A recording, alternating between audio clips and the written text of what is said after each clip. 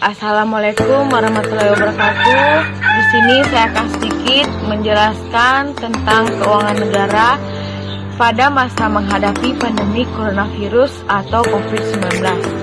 Penyebaran coronavirus disease 2019 atau COVID-19 yang dinyatakan oleh Organisasi Kesehatan Dunia atau World Health Organization sebagai pandemi pada sebagian besar negara-negara di seluruh dunia, termasuk di Indonesia, menunjukkan peningkatan dari waktu ke waktu dan telah menimbulkan korban jiwa dan kerugian material yang semakin besar, sehingga berimplikasi pada aspek sosial, ekonomi, dan kesejahteraan masyarakat. Pada hari Sabtu tanggal 31 Maret 2020, Presiden Joko Widodo menetapkan kebijakan keuangan untuk penanganan wabah corona. Ketentuan itu bertajuk Peraturan Pemerintah Pengganti Undang-Undang Republik Indonesia atau Perpu Nomor 1 Tahun 2020 tentang Kebijakan Keuangan Negara dan Stabilitas Sistem Keuangan untuk penanganan pandemi coronavirus disease 2019 atau COVID-19. Dan dalam rangka menghadapi ancaman yang membahayakan perekonomian nasional dan stabilitas sistem keuangan, mengacu dokumen Perpu Nomor 1 Tahun 2020 yang diperoleh Kontan, aturan tersebut berisi tentang dua pokok kebijakan, yaitu tentang kebijakan keuangan negara dan stabilitas sistem keuangan. Poin kebijakan keuangan negara meliputi kebijakan pendapatan negara, termasuk kebijakan di bidang perpajakan, kebijakan pembiayaan, dan kebijakan belanja negara yang di dalamnya mencakup kebijakan di bidang keuangan daerah. Adapun poin kebijakan stabilitas sistem keuangan meliputi kebijakan untuk penanganan permasalahan lembaga keuangan yang membahayakan perekonomian nasional dan stabilitas sistem keuangan. Terkait kebijakan keuangan negara, misalnya pada pasal 2 Perpu Nomor 1 Tahun 2020 menyebutkan pemerintah berwenang menetapkan batasan defisit anggaran melampaui 3% dari produk domestik atau PDB selama masa penanganan COVID-19 dan untuk menghadapi ancaman yang membahayakan perekonomian nasional dan stabilitas sistem keuangan paling lama sehingga berakhirnya tahun anggaran 2022. Sejak tahun anggaran 2023, besaran defisit akan kembali menjadi paling tinggi 3% dari PDB.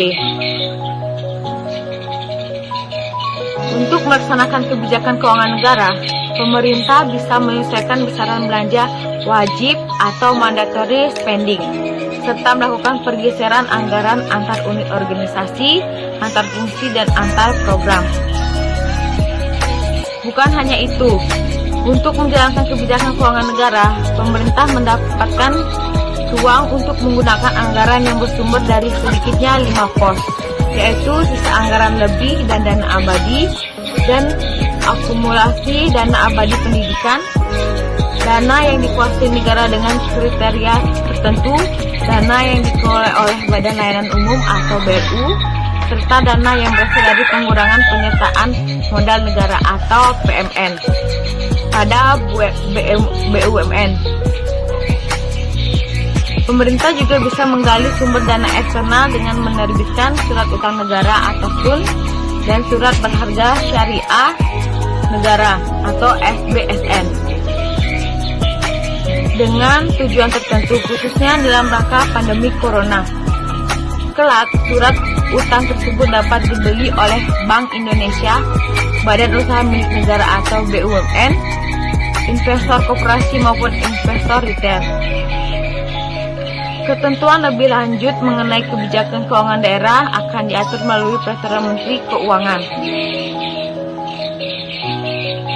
Untuk memaksimalkan penanganan wabah COVID-19, pemerintah pusat juga memberikan kewenangan kepada pemerintah daerah untuk melakukan langkah-langkah taktis dan strategis.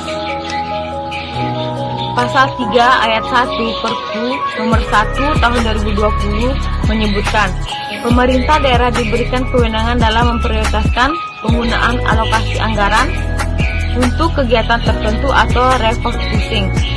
Perubahan alokasi dan penggunaan anggaran penerapan belanja daerah atau APBD untuk penanganan COVID-19 terkait teknis pelaksanaannya. Kelak akan diatur dalam Peraturan Menteri Dalam Negeri. Suka duka selama stay at home di rumah, yaitu sukanya saya bisa membantu orang tua di rumah dalam hal bekerja. Dukanya yaitu di kampung saya jaringannya agak susah, jadi untuk kuliah online-nya agak susah juga, harus mencari jaringan yang bagus.